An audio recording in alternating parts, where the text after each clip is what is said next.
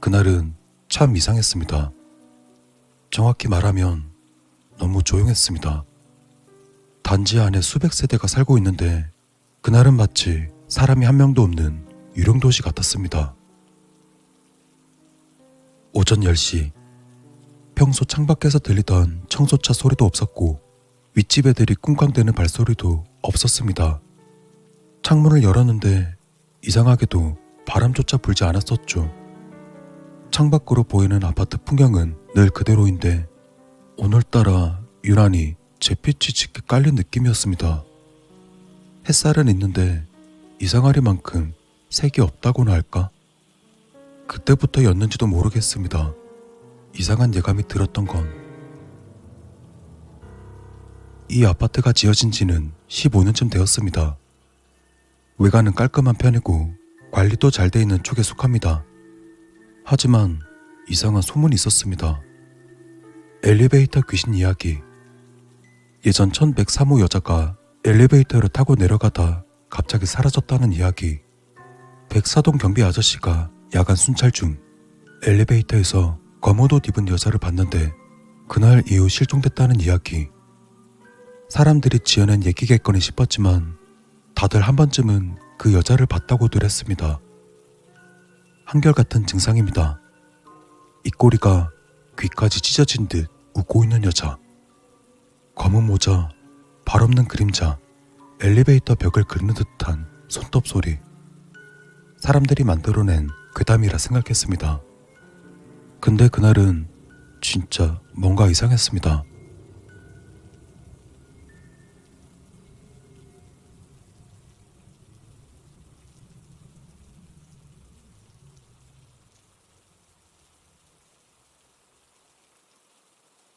수정이랑 승우 오빠가 놀러 왔습니다. 수정이는 제 친한 동생이고 승우 오빠는 같이 알바하면서 친해지게 된 사이였습니다.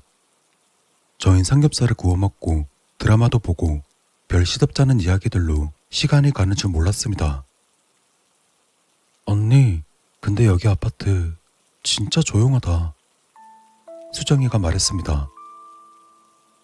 그래? 그런가? 뭔가 이상할 정도로 사람 사는 곳 같지가 않아. 그 말을 듣고 나서 저도 귀를 기울여 봤습니다. 정말 아무 소리도 없었습니다. TV 소리도 윗집 발소리도 멀리서 들려야 할 차 소리도 너무 고요해서 숨소리까지 크게 느껴졌습니다. 갑자기 찬물이 등줄기를 타고 내려가는 느낌이 들었습니다. 기분 탓이라고 넘기고 싶었지만 왠지 아니었습니다. 슬슬 갈까? 승우 오빠가 말했습니다. 현관 문을 열고 우린 밖으로 나갔습니다. 햇살이 내려오고 있었지만 복도는 어두웠습니다. 햇빛이라는 밝은 조명이 켜져 있었는데 느낌이 이상했습니다. 기묘하게 색감이 빠진 필름같이 회색빛이 돌고 있는 조명 아래 세 사람의 발걸음 소리만 들렸습니다. 그렇게 우린 엘리베이터 앞에 섰습니다. 버튼을 누르자 삐 소리가 나는데 평소보다 더 큰 소리로 느껴졌습니다. 귀를 찌른다고 해야 할까? 엘리베이터는 아래층에서 천천히 올라오고 있었습니다. 11층, 12층, 13층. 그리고 그 순간 복도 끝에서 뭔가 움직였습니다. 검은 실루엣. 복도 벽 쪽에서 스르륵 지나가는 검은 그림자. 봤어? 뭐를? 승우 오빠는 고개를 갸웃했고 수정이는 입술을 깨물고 있었습니다. 그리고 그와 동시에 엘리베이터 문이 열렸습니다. 천천히 우린 엘리베이터에 탔습니다.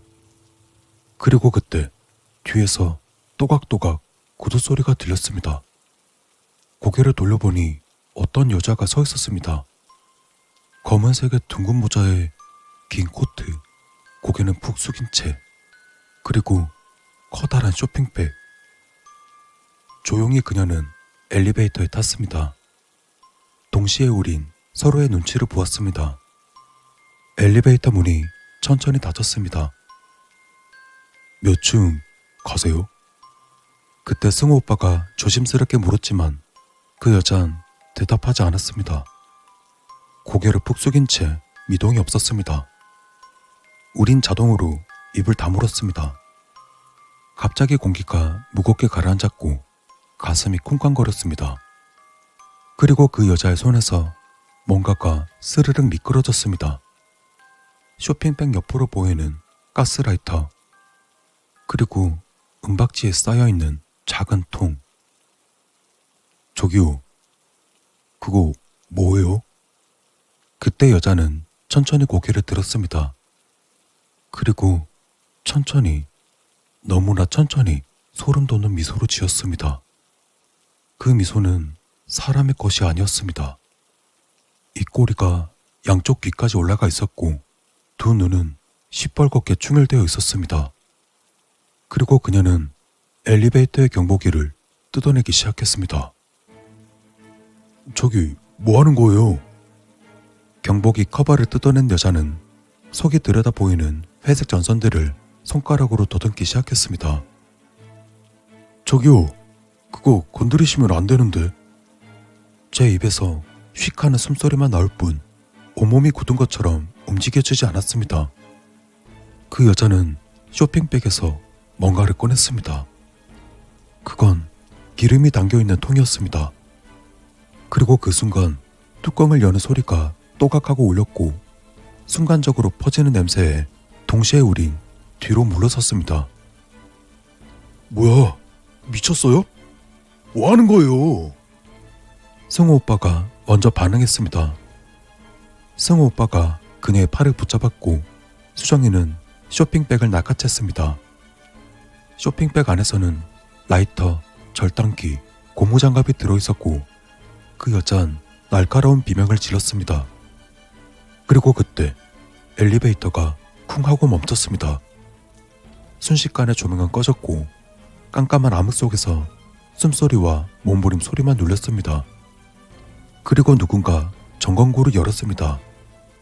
평소엔 잘 열리지 않을 텐데 이상하게도 툭 하고 열려버렸습니다. 그리고 그 순간 금속의 뜨거운 열기가 살갗을 덮쳤습니다. 천장에서 연기가 피어오르고 있었고 위쪽 케이블에서 찌지직하는 전기 합선 소리가 들렸습니다. 휴대폰 불빛을 비추자 엘리베이터 바깥에 마치 그을린 손자국 같은 게 벽에 붙어 있었습니다. 어떻게 여기에 손자국이 있는 거지? 그리고 그때 엘리베이터가 갑자기 움직이기 시작했습니다. 안 돼! 승우 오빠의 몸싸움, 그리고 들려오는 그 여자의 비명소리. 웃음소리는 점점 기괴해졌고 사람의 목소리라기보단 찢어진 스피커에서 나오는 음향 같았습니다. 그리고 그 순간 불꽃이 튀었고 전선에서 불이 붙었습니다.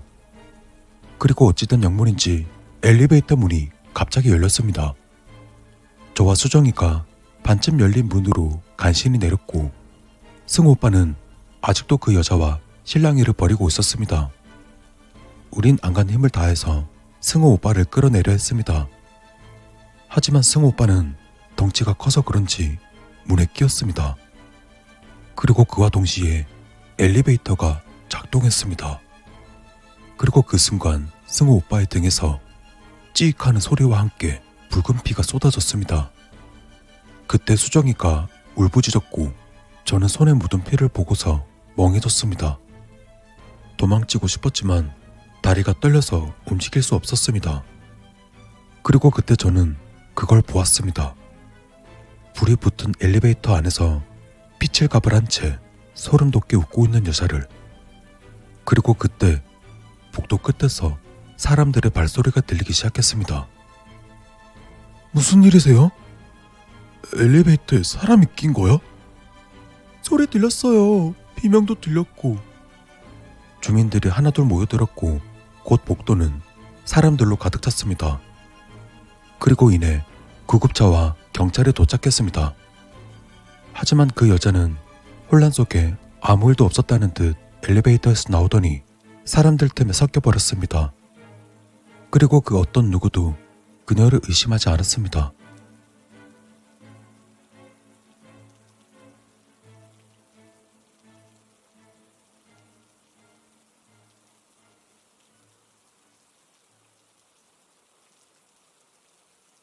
현장엔 경찰들이 노란 띠를 둘렀고 구급대원들이 승우 오빠를 들것에 태웠습니다. 수정이는 의자에 축 늘어져 있었고 저는 떨리는 손으로 경찰에게 방금 있었던 일을 설명하고 있었습니다. 그 여자가 엘리베이터에서 휘발유를 꺼냈어요. 진짜예요. 라이터도 있었고 전선도 찢어냈다고요. 형사는 미간을 찌푸리더니 그녀의 인상착의에 대해서 제게 물어왔습니다. 그 여자요. 검은 모자, 쇼핑백. 우리가 직접 봤어요. 같이 타고 있었다고요. 지금 그 여잔 어디 있죠? 모르겠어요. 엘리베이터에서 나와서. 그 순간 제 뒤에서 낮은 목소리가 들렸습니다. 그 여자 혹시 저를 말씀하시는 거예요? 전 뒤를 돌아봤고 심장이 멎는 줄 알았습니다. 그 여자가 지금 이웃 주민인 척 제 옆에 서 있었습니다. 검은 모자는 벗었지만 긴 콧대는 그대로였고 손엔 작은 에코백이 들려 있었습니다. 그리고 그 미소, 아까 봤던 미소와 너무 똑같았습니다. 순간 저는 그 영상을 떠올렸습니다. 엘리베이터에서 찍었던 그녀의 얼굴이 선명하게 담긴 그 영상. 손이 떨렸지만 저는 핸드폰을 꺼내 그 장면을 재생했습니다.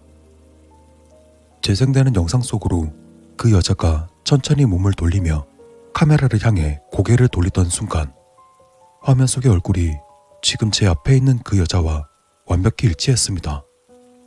전 비명을 지르듯 그 여자가 이 여자가 맞다고 소리쳤습니다.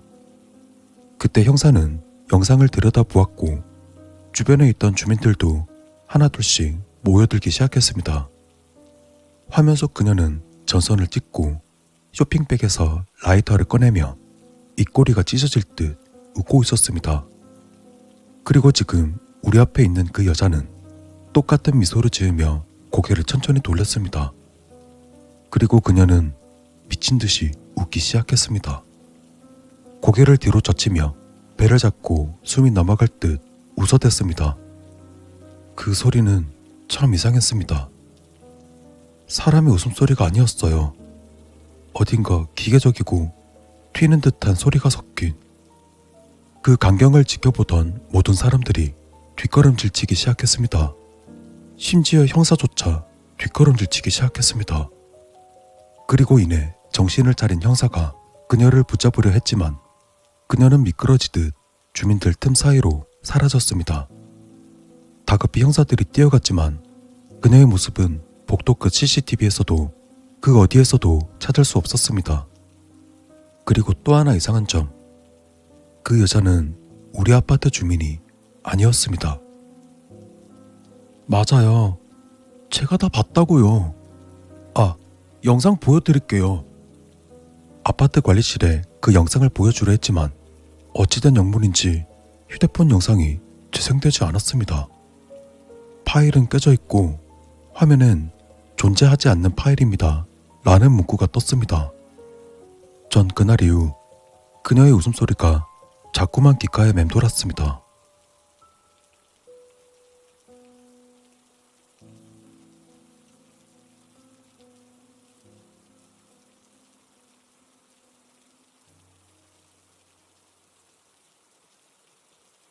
며칠 뒤 형사에게 연락이 왔습니다. 그날 찍은 영상은 복구가 불가능했고 주민 명단에도 그런 여자는 없었습니다. 전 그날 이후 엘리베이터를 탈 때마다 습관적으로 옆 사람의 발을 확인합니다.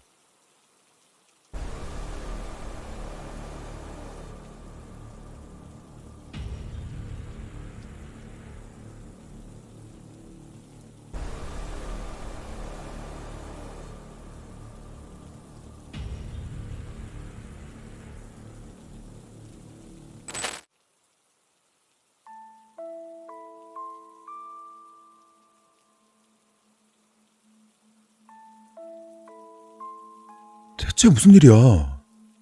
경찰 찾아오고 뉴스에도 나오고 난리가 났던데. 진짜 형이 한 거 맞아? 형 그런 사람 아니잖아. 진혁은 당혹스러운 얼굴로 운전하고 있는 상혁을 바라보았다. 경찰에게 쫓기고 있는 상혁은 진혁에게만 은밀히 연락해 불러내서는 이렇게 다짜고짜 차에 태우고 어딘가로 이동하는 상황이었다.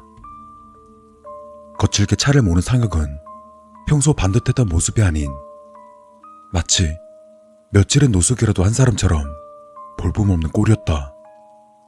게다가 눈빛부터가 불안감이 가득 차 있어 누가 봐도 도망자의 모습이었다.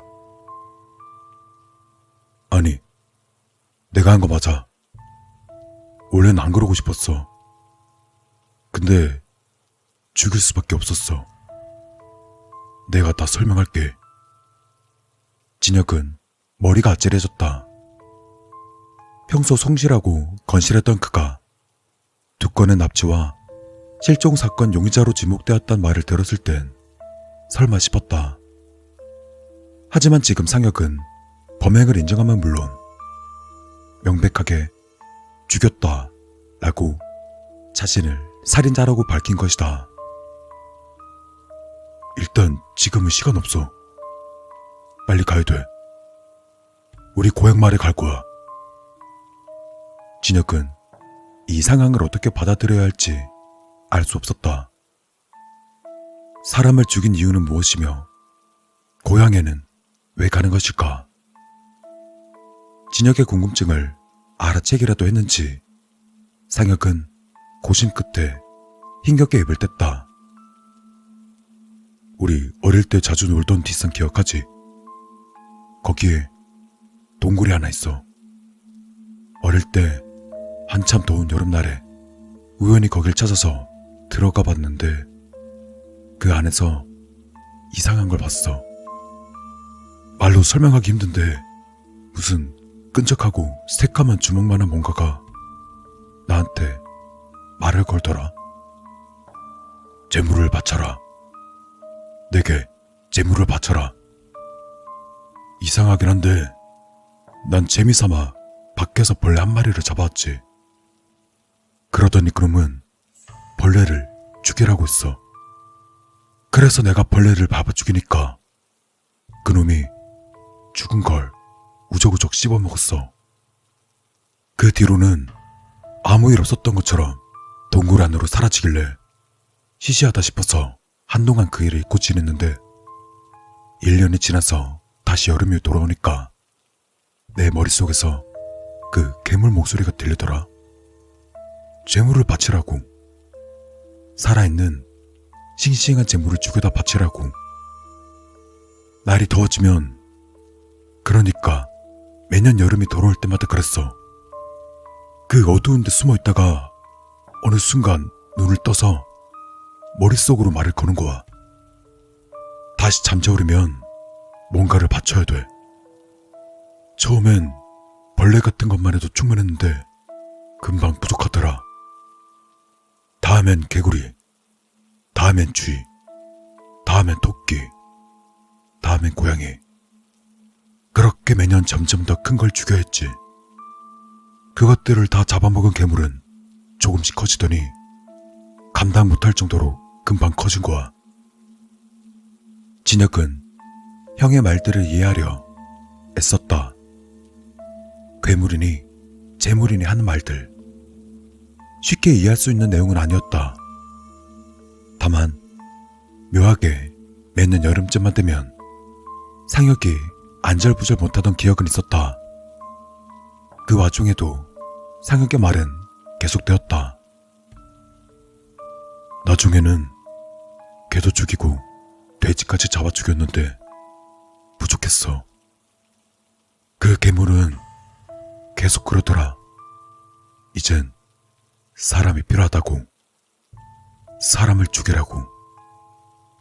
그렇지 않으면 밖으로 기어나와서 다 죽여버릴 거라고 협박했어. 눈에 보이는 건 전부 다. 그래서 잡아다 다칠 수밖에 없었어. 이미 내가 감당하기엔 너무 커져버렸거든. 아, 형! 그게 무슨 소리야? 이해가 가게끔 설명해봐. 진혁이 다그쳤지만 달라지는 건 없었다. 상혁은 공포에 질린 듯 다시 말을 이었다. 사람을 바쳐야 한다고. 괴물한테 재물을 바쳐야 돼. 그 깊은 곳에 숨은 그 괴물을 달래려면, 그게 기어나오면 진짜 전부 다 죽을 거야. 그걸 막아야 돼. 밖으로 나오지 못하게. 진혁은 불안해지기 시작했다. 아무래도 괴물이란 것은 상혁의 내면에 있는 무언가를 말하는 것 같았다. 지나칠 정도로 모범적이고 올바른 상혁의 마음속 깊은 곳에 충동적이고 파괴적인 무언가가 숨어있던 것일까? 주기적으로 한 번씩 표출하지 않으면 터져버리는 분노 같은 거. 진혁은 머릿속이 복잡해지기 시작했다. 만약 그렇다면 이대로 그의 말을 따를 것이 아니라 어떻게든 설득해서 자수하게끔 해야 한다. 진혁이 고민하는 사이 어느새 차는 고향마을 인근으로 들어섰다. 차를 세운 상혁은 진혁에게 말했다. 뒷산로로 가자. 거기에 괴물이 있어. 이제 걸어갈 거야. 길 험하니까 잘 따라오고. 형, 잠깐만. 어디 가는데? 제대로 설명을 해줘야 내가 도와주든 뭘 하든 할 거 아니야. 다 설명했잖아. 넌 그냥 닥치고 따라와. 뭐해? 시간 없다니까. 우선 진혁은 상혁의 뒤를 따르기로 했다. 지금 상혁은 흥분한 상태이니 일단은 진정될 때까지 비율을 맞춰주다 차분하게 설득해 보는 수밖에 없을 것 같다.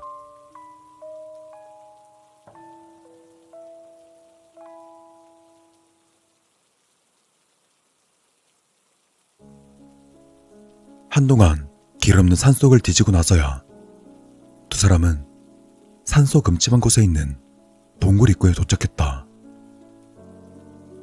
처음 봤을 때 그냥 밟아 죽여버릴걸. 아니면 약할 때 굶겨 죽이던가. 내가 먹이를 줘서 힘을 키워준 거야. 지금은 너무 늦었어. 이미 2명을 바쳤고 앞으로도 계속 바쳐야 돼. 상혁의 말에 진혁은 확신할 수 있었다. 형은 지금 제정신이 아니다. 괴물이라든가 재물을 바쳐야 한다는 건 살인마들 사이에서 흔히 나타나는 망상이라고 들은 적이 있었다. 아무래도 혼자 해결할 수 있을 것 같진 않았기에 진혁은 상혁을 설득해서 자수시키기로 했다. 하지만 상혁의 말은 끝나지 않았다. 그리고 이번 여름엔 아직 재물을 못 바쳤어. 상혁은 커다란 식칼을 꺼내 진혁에게 겨누었다. 진혁은 날카롭게 바뀌는 상혁의 얼굴을 보며 등골이 서늘해짐을 느꼈다. 형, 뭐야? 왜 그래? 상혁의 칼은 여전히 진혁을 향해 있었다. 이제 시간 없어. 재물을 바쳐야 돼. 그러니까 안으로 들어가. 진혁은 양손을 들고는 천천히 뒷걸음질쳐 동굴 안으로 들어섰다. 동굴은 그리 깊지 않아 보였다. 입구를 제외한 곳은 새까만 어둠에 잠겨 있었다. 형, 잠깐만. 좀 진정해. 자, 진정하고 우선 칼 내리자. 형, 나야 나. 형 동생 진혁이 내가 도와줄게. 내가 도와주면 나을 수 있어. 형이 요즘 스트레스가 많아서 그래. 괜찮아. 다 괜찮으니까 나 믿고 칼 내려. 형, 제발. 상혁은 가만히 고개를 저으며 말했다. 늦었어. 그것도 너무 많이. 이제 더는 시간이 없어. 아니야, 괜찮아. 되돌릴 수 있어. 다시 돌릴 수 있으니까 진정하고 칼 내려. 내가 다 도와줄 수 있다니까. 아니, 경찰이 달라붙은 이상 나한테 희망은 없어. 감옥에 갈 거야. 못해도 몇 년은 살 거고. 다시금 진혁은 차분히 말했다. 그래도 다시 시작할 수 있어. 시간은 좀 걸리겠지만 다 해결할 수 있다고. 그러니까 그 칼 내려놓고 집에 가자. 형, 이런 데 말고 집에 가서 다시 천천히 얘기하자. 형, 내 말 들어. 어? 어두운 동굴 덕에 상혁의 표정은 잘 보이지 않았다. 다만 고민을 하고 있다는 것만은 확실해 보였다. 그러다 이내 상혁은 포기한 듯 말했다.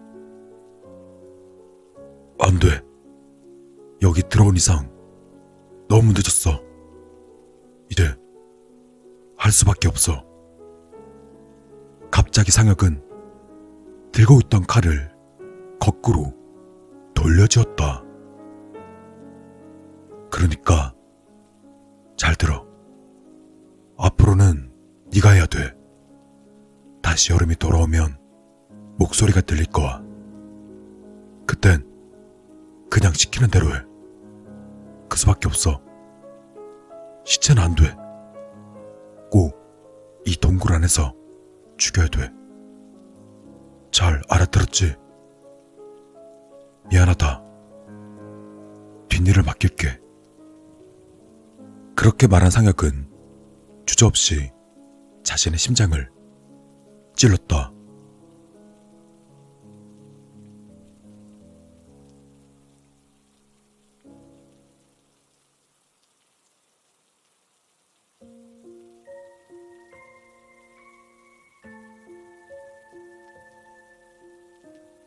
믿을 수 없는 광경에 진혁은 형에게 다가가지 못하고 그 자리에 주저앉아 버렸다.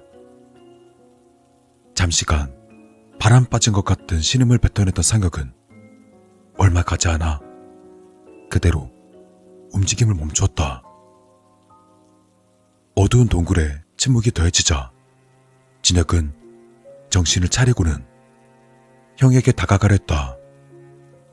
하지만 그 순간 동굴 안 어두운 곳에서 무언가 검은 것이 몸을 일으켰다. 사람 같기도 늑대 같기도 벌레 같기도 한 그 형체는 연기처럼 흐물흐물 움직이며 기어 나와서는 상혁의 시체를 감쌌다. 어두운 동굴 속이었기 때문에 자세한 모습은 보이지 않았지만 소리만은 또렷하게 들렸다. 으득거리는 끔찍한 소리와 무언가 질척한 것이 쏟아지는 소리. 한동안 이어지던 소리가 그치자 형체는 만족스러운 듯 몸을 뒤틀며 다시 동굴 깊은 곳으로 기어 들어갔다. 괴물. 진혁은 자기도 모르게 중얼거렸다. 상혁이와 괴물이 사라진 동굴은 조용했다. 혼자 남은 진혁의 귀엔 이제 아무런 소리도 들리지 않았지만 계절이 바뀌고 다시 여름이 돌아오면 목소리가 들려올 터였다. 상혁이 들었던 것과 같은 괴물의 목소리가.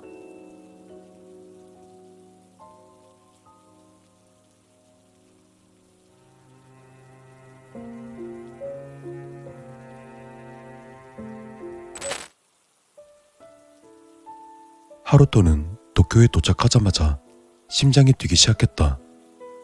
도심의 혼잡한 소음과 빠르게 지나치는 사람들, 전광판 아래 바삐 움직이는 군중들.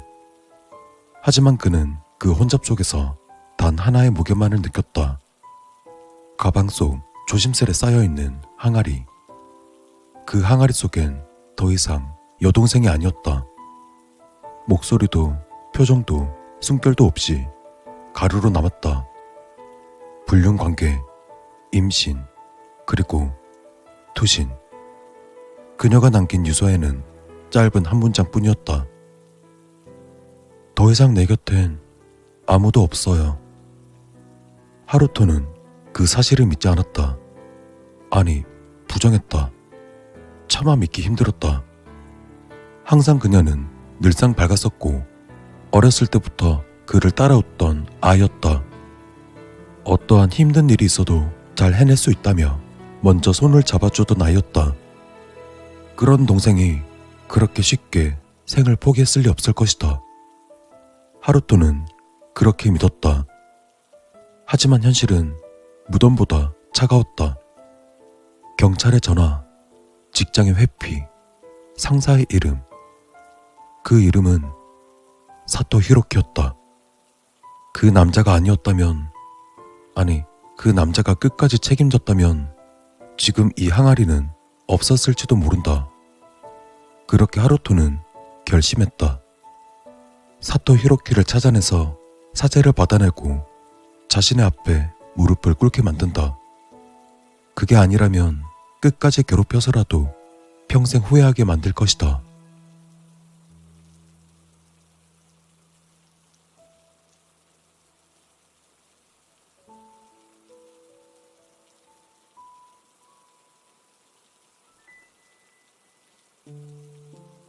사토 히로키의 주소는 그리 어렵지 않게 찾아낼 수 있었다. 하루토는 그가 살고 있는 오래된 아파트 앞에 섰다. 잔뜩 녹이 쓸어있는 초인종, 벽에 얼룩처럼 번진 수많은 곰팡이, 그리고 쓸쓸한 정적. 당장 누군가의 끝을 품어내기엔 충분히 어두운 곳이었다. 그는 초인종을 수차례 눌렀다. 하지만 대답이 없었다. 그러다 그는 주먹으로 문을 두드렸다. 사토 히로키, 안에 있는 거 다 알아. 문 열라고. 잠시 뒤 안쪽에서 문이 열렸다. 사토는 말라붙은 눈동자를 가진 남자였다. 피부는 창백했고 며칠째 감지 않은 머리는 잔뜩 떡여져 있었다. 그리고 그의 눈빛은 마치 잠들지 못하는 유령처럼 멍했다. 들어오시죠. 사토는 짧게 말했다. 마치 이 순간을 기다리고 있었다는 듯이.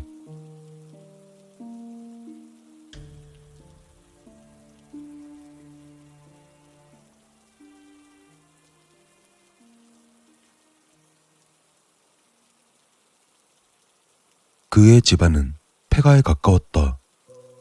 창문들은 죄다 검은 커튼으로 가려져 있었고 전등조차 켜지지 않았다. 하루토는 조심스럽게 유골함을 꺼내서 식탁 위에 내려놨다. 하지만 사토는 아무런 대꾸 없이 반대편의 벽을 바라보았다. 그 시선 끝엔 아무것도 존재하지 않았다. 사토가 그 순간 작게 속삭였다. 그녀는 아직 죽지 않았습니다. 아직 여기 있다고요. 저 구석 창가 아래 매일 밤 거기서 저를 바라봐요. 그 말에 하루토는 소름을 느껴야 했다. 그리고 그 순간 커튼이 조금 미세하게 흔들렸다. 그는 고개를 저으며 사토에게 당장 사과하라고 소리쳤다. 사토는 작게 떨리는 목소리로 말했다. 사과는 진작 했었습니다. 몇 번이고 했다고요. 아니, 수백 번, 수천 번을 했습니다. 하지만 그녀는 절 용서하지 않습니다. 그녀는 제가 얼른 죽어나가길 기다리고 있습니다. 사토의 눈은 초점이 없었고 말끝은 점점 흐려졌다. 매일 밤 그 자리에서 말도 없이 그냥 지켜봐요. 하루토는 조용히 자리에서 일어났다. 분노보다는 섬뜩함이 앞섰던 것이다. 사토가 말하는 그녀는 그저 단순한 망상이 아니라는 느낌이 들었다. 현관문으로 향하던 하루토는 손잡이를 잡은 순간 알 수 없는 이상한 저항감을 느꼈다. 마치 누군가 문 반대편에서 손잡이를 잡고 있는 듯한 이상한 저항감. 하지만 잠시 뒤 현관문은 천천히 열렸다. 복도는 조용했다. 불 꺼진 형광등 아래 그는 무겁게 발걸음을 옮겼다. 그리고 마지막으로 그는 별 생각 없이 뒤를 돌아봤다. 복도에서 보는 하루토 집의 창문에서 검은색의 커튼이 펄럭이고 있었다. 하루토는 아무 말 없이 계단을 내려갔다.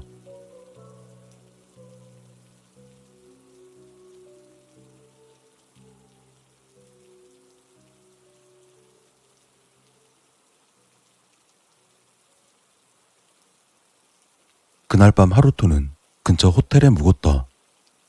샤워기에서 새어나오는 물소리조차 누군가의 흐느낌처럼 느껴졌다. 그리고 그는 자꾸 창문을 확인했다. 커튼 틈 사이에서 누군가 지켜보고 있는 기분이 들었기 때문이다. 새벽 3시 휴대폰에 진동이 울렸다. 발신자 없음.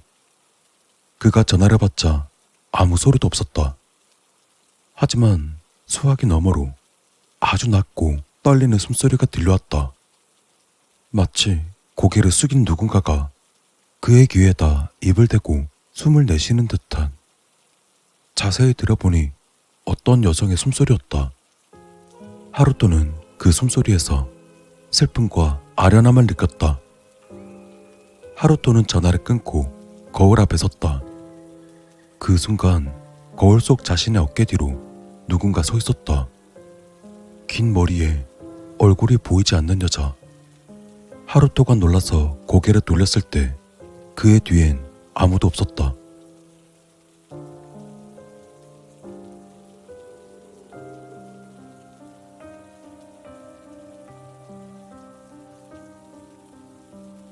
그날이 지난 뒤 하루토는 도쿄를 떠났지만 마음이 편하지 않았다.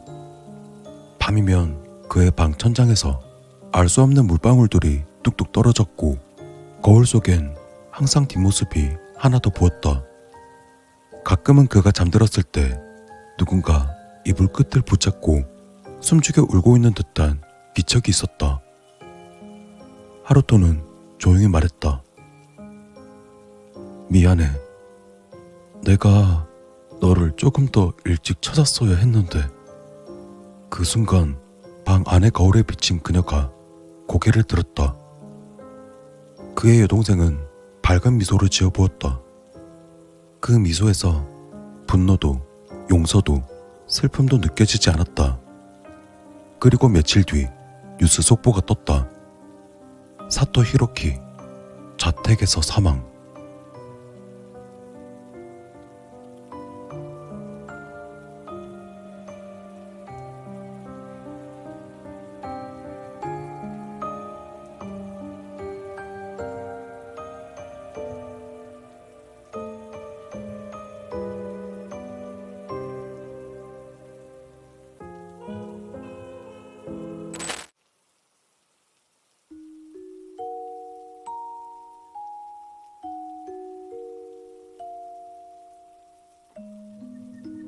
우리 마을에는 싱글벙글 아줌마가 있다. 그 아줌마가 왜 싱글벙글 아줌마냐? 아줌마는 언제나 싱글벙글 웃는 얼굴이기 때문이다. 하지만 그것뿐이라면 어느 마을에나 있을 법한 마음씨 좋은 보통 아줌마일 것이다. 그렇지만 싱글벙글 아줌마는 다르다. 무슨 일이 있어도 결코 화를 내지 않는 것이다. 어떤 일을 해도 말이다. 우리 엄마가 말했다. 싱글벙글 웃는 그 아줌마는 엄마가 어렸을 때부터 있었다고.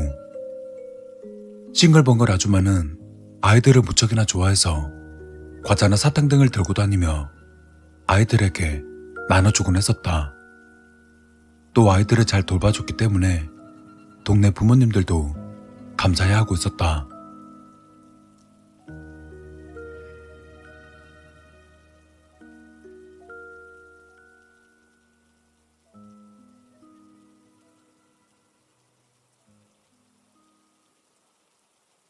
그러던 어느 날, 난 평소와 같이 싱글벙글 아줌마 집에 놀러 갔었다. 친구 A, B, C와 나까지 총 4명이었다. B와 C는 비교적 얌전한 아이들이었지만 그중 A는 장난을 좋아하는 짓궂은 녀석이었다. 싱글벙글 아줌마에게도 종종 장난을 칠 정도였다. 우리들은 그 모습을 보면서 싱글벙글 아줌마는 정말 화를 안 내는구나 라고 감탄했다. 하지만 그날따라 유독 장난이 심했던 A는 싱글벙글 아줌마가 소중하게 가꾸던 나무를 뽑아버렸다. 이번에야말로 화를 낼 거라며 나와 B, C는 벌벌 떨었다. 하지만 싱글벙글 아줌마는 아무런 변함없이 싱글벙글이었다. 아무렇지 않은 아줌마의 모습에 친구들은 감탄했지만 난 조금 무서웠다. 그리고 A가 나무를 뽑아버린 그 다음날 사건이 일어났다. A가 살해당한 채 발견되었다.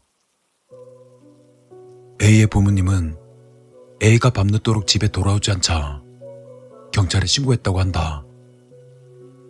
A는 짓궂은 녀석이지만 언제나 집에는 해가 떨어지기 전에 돌아가곤 했었다. 그리고 경찰이 마을을 수색하던 도중 풀숲에서 A의 시체가 발견되었다. 나는 그 이야기를 듣고 범인은 싱글벙글 아줌마가 아닐까 싶었다. 아마 B와 C도 나와 같은 생각이었을 것이다. 그래서 당분간 우리들은 싱글벙글 아줌마 집에 가지 않기로 했다.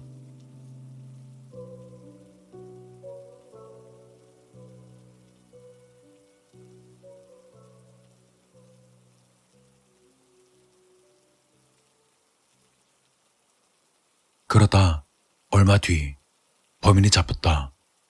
헌데 범인은 우리 마을에 살고 있는 직업도 없이 혼자 사는 어떤 남자였다. 싱글벙글 아줌마가 범인이 아니라서 한편으론 다행이라 생각했다. 그리고 무엇 때문이었을까? 다시금 나는 싱글벙글 아줌마 집에 가고 싶어졌다.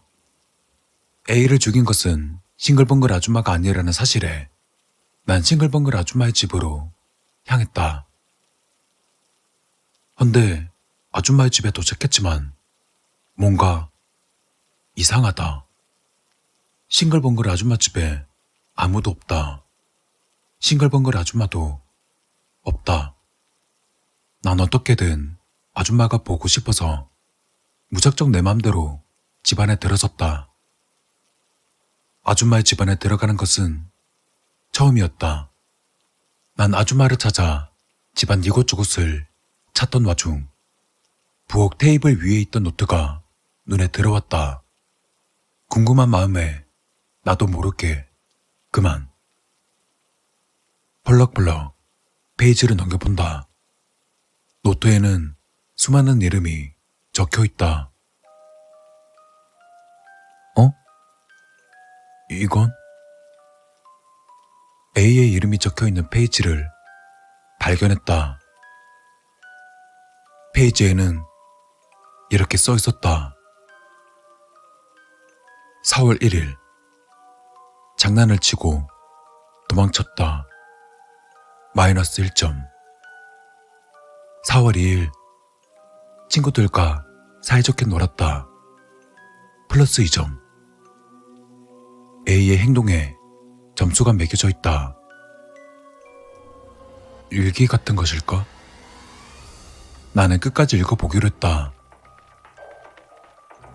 4월 3일 나무를 뽑아버렸다.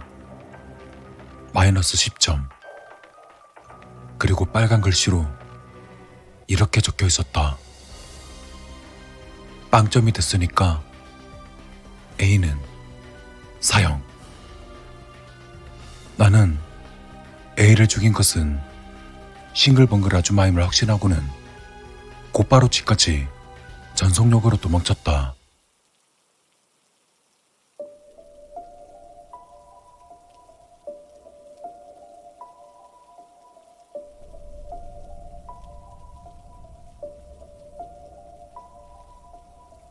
집으로 돌아온 나는 내 방에 들어가서는 문을 잠궜다.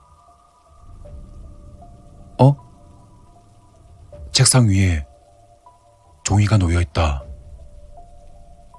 가까이 가보았다. 종이에는 검무 찍찍한 글씨로 이렇게 적혀 있었다. 마음대로 남의 집에 들어갔다. 마이너스 5점. 다른 사람의 노트를 엿봤다. 마이너스 5점.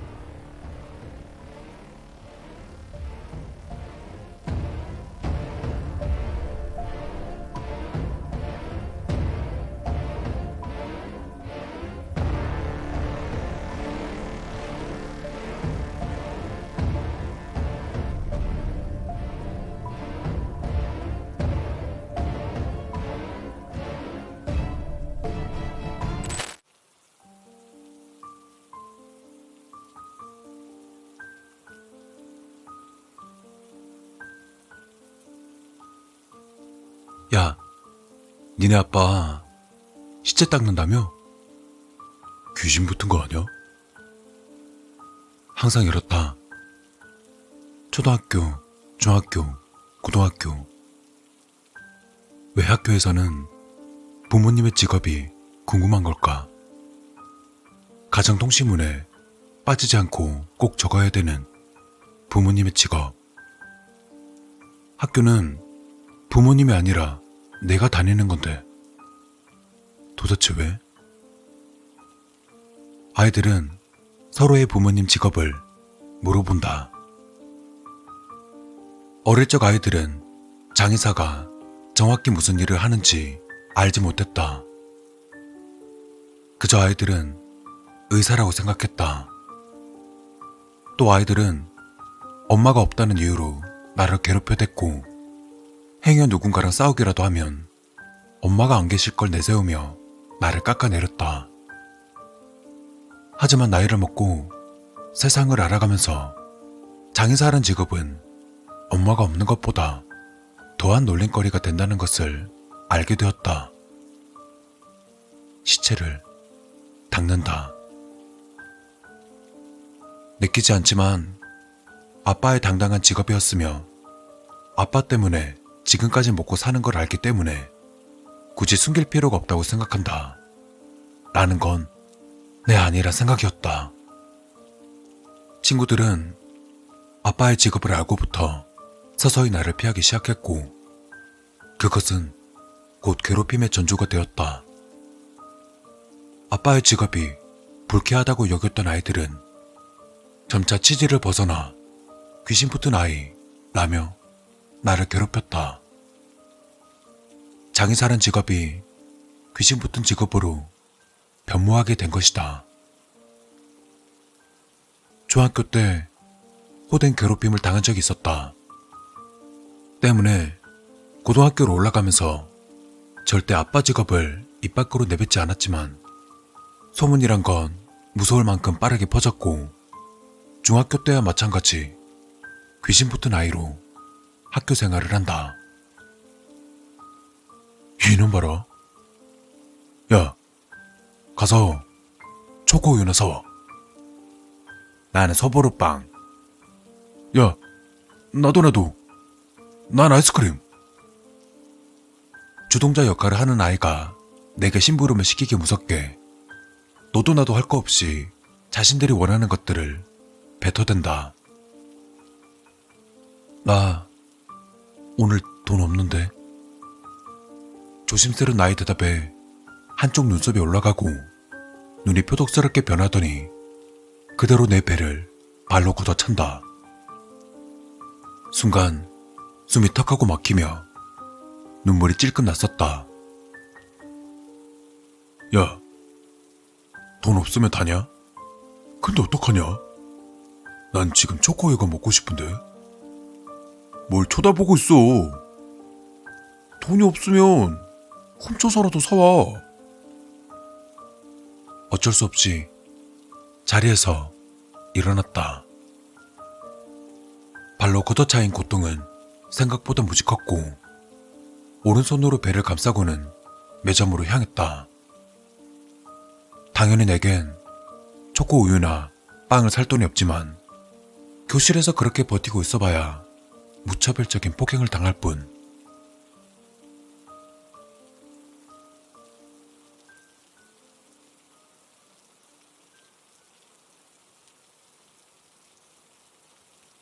힘없이 걸어 매점에 도착했다. 하지만 매점에 들어갈 순 없었다. 매점 옆 구석에 쭈그려 앉아 수업시간 종이치기만을 기다렸다. 수업시간 종이치면 선생님이 들어오실 테고 그럼 수업시간 45분은 버는 셈이니까.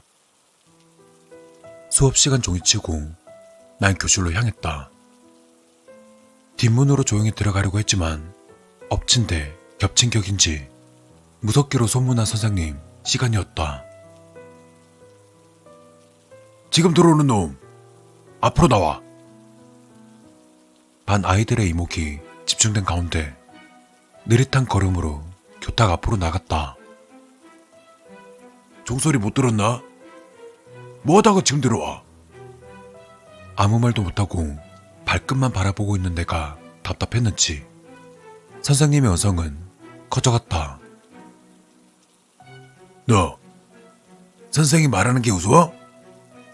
너 계속 말하지 않으면 맞을 준비가 되었다는 뜻으로 받아들일 거야. 너, 뭐하다 지금 들어왔어? 머릿속 찰나에 어쩌면 이 선생님이라면 나를 도와주지 않을까라는 생각이 들었고 나는 나도 모르게 그간 서러움이 터져나오듯 울음을 터뜨리며 말했다. 애들이 괴롭혀서요. 돈 없는데 빵이랑 우유 사오라고 시켜서 늦었어요. 순간 교실은 차가운 냉기가 서렸다. 교실 온도가 내려간 듯 피부로 느껴졌다. 그날 수업 시간은 취소 시간이 되었고 주동자와 나를 유독 괴롭히는 아이들은 부모님 소환과 더불어 반성문을 쓰게 되었다. 이 사건을 계기로 하여 학교 생활은 조금 나아질 것이다. 선생님의 눈치를 받게 된다면 날 덜 괴롭힐지도 모르니까.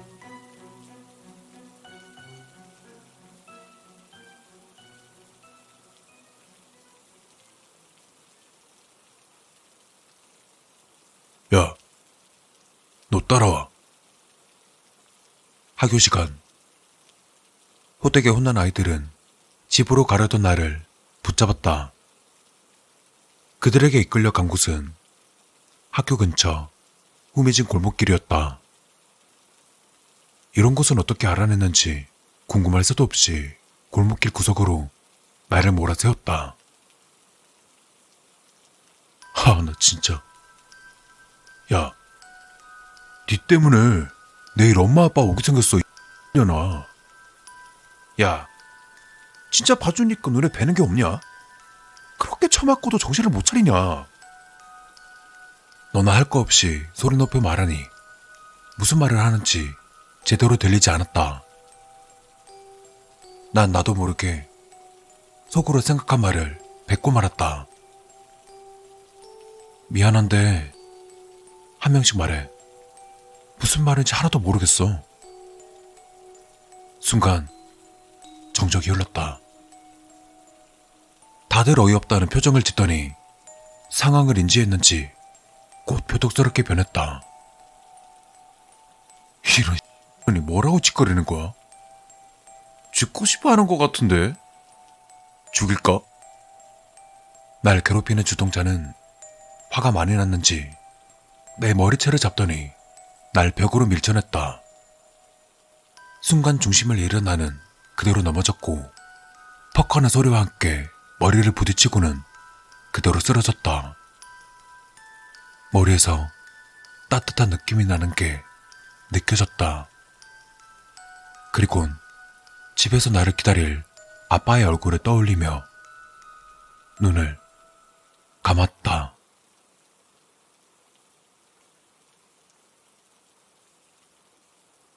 한 달째 잠을 못 자고 있다.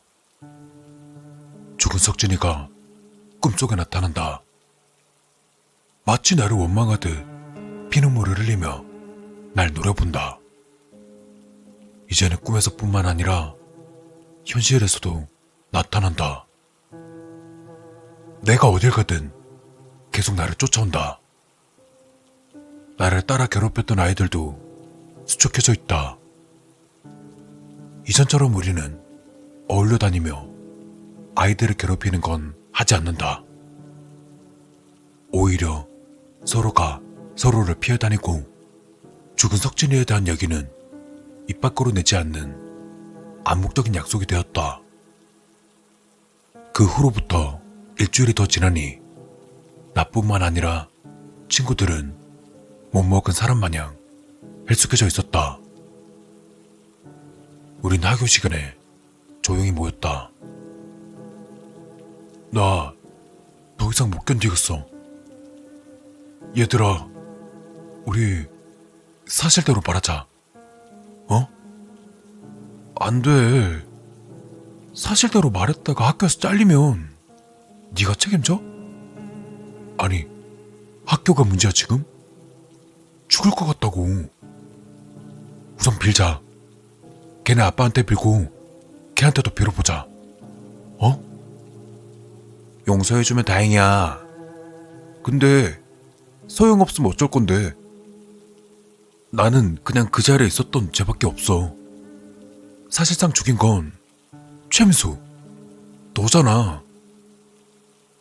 친구들의 화살은 나에게 돌아왔다. 난 멍하니 친구들의 얼굴만 쳐다보다 입을 떼었다. 알아. 사과하러 가자. 사실대로 말하자.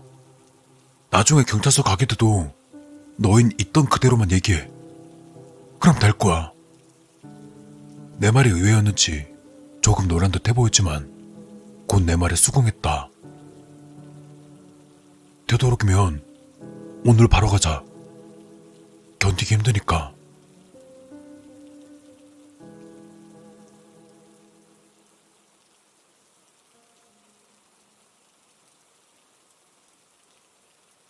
우린 각자의 집에 들려 옷을 갈아입고는 동네 놀이터에서 모였다. 석진이네 집은 동네에서도 유명하니 찾아가는데 문제는 없었다.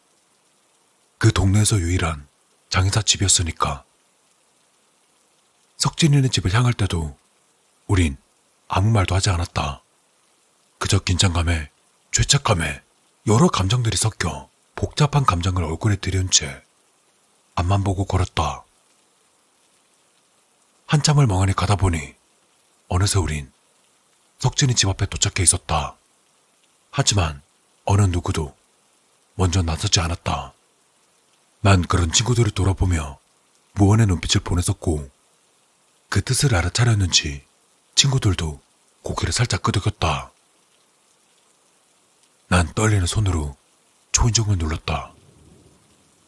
하지만 초인종이 여러 번 울려도 아무런 인기척이 느껴지지 않았다. 석진이 아버지가 아직 안 돌아오셨나 보다. 긴장감이 배로 더해졌다. 그때였다.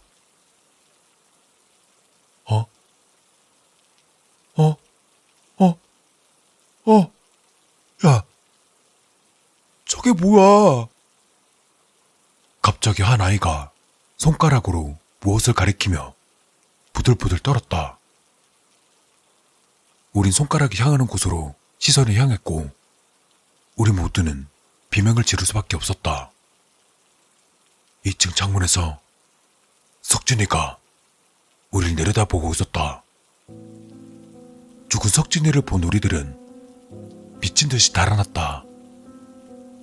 그렇게 한참을 달려 석진이의 집이 보이지 않는 곳까지 달려서야 우리 멈출 수 있었다. 봤어? 봤지? 어떡해. 이제 어떡하냐고. 죽었잖아. 죽은 거 아니었어? 친구들은 하나둘씩 울음을 터뜨렸고 나는 입술을 깨문 채 겨우 입을 떼었다. 석진이는 죽었어. 우리가 잘못 본 거야.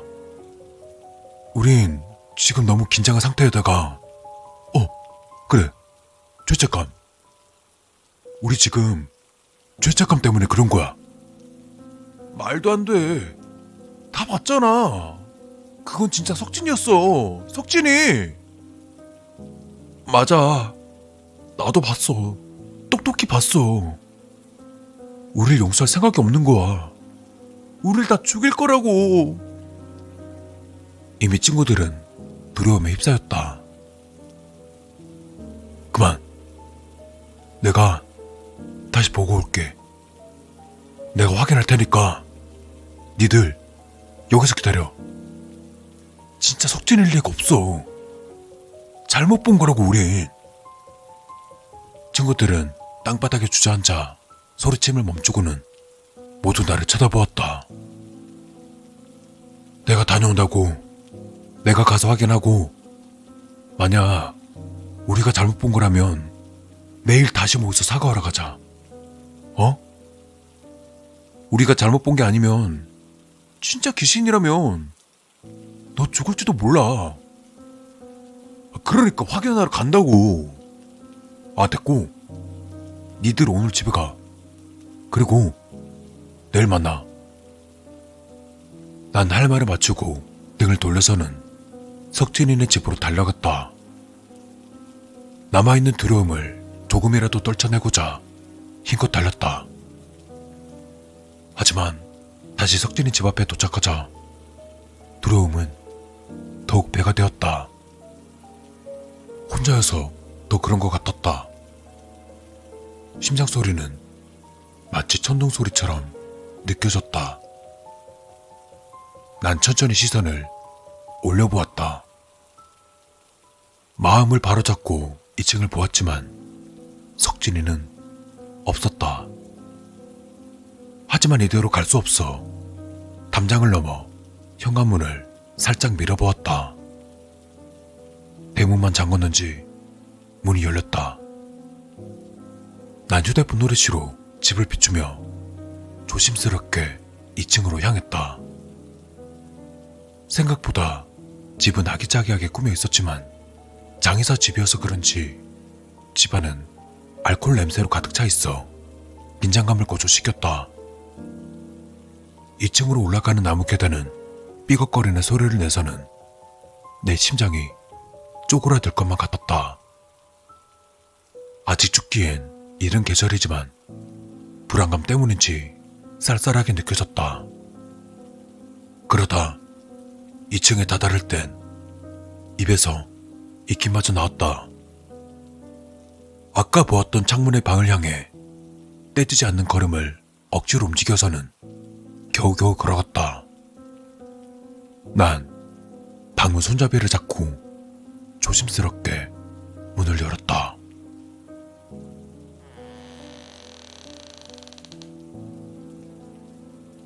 방문을 열었지만 어둠 때문에 식별하기가 힘들었다.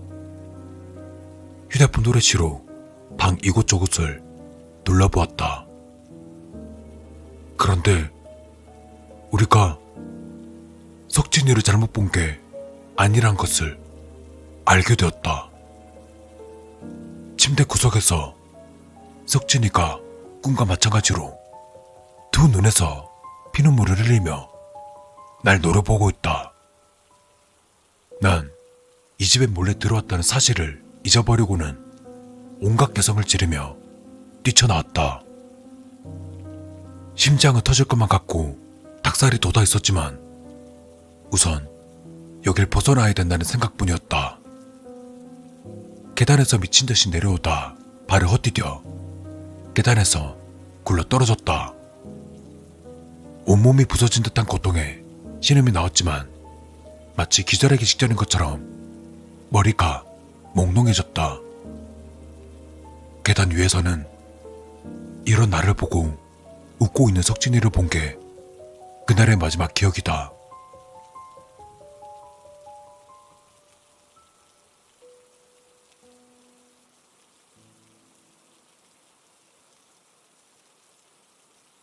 다음날 눈에 떴을 땐 난 병원 침대에 누워 있었고 걱정스럽게 쳐다보는 아이들로부터 엄청난 사실을 알게 되었다.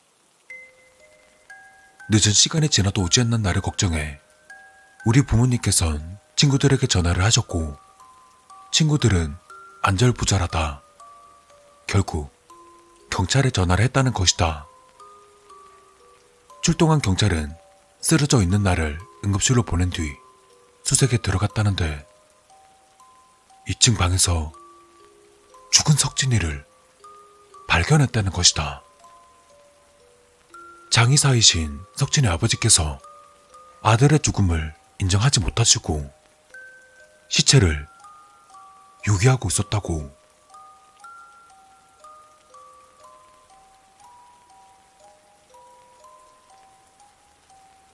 우린 2년 보호관찰과 더불어 사회봉사를 하는 걸로 사건은 마무리되었다.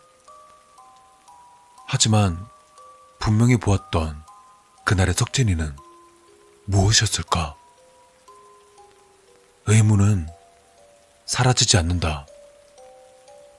석진이가 다시 나타나지 않을 것이라는 것 또한 확신할 수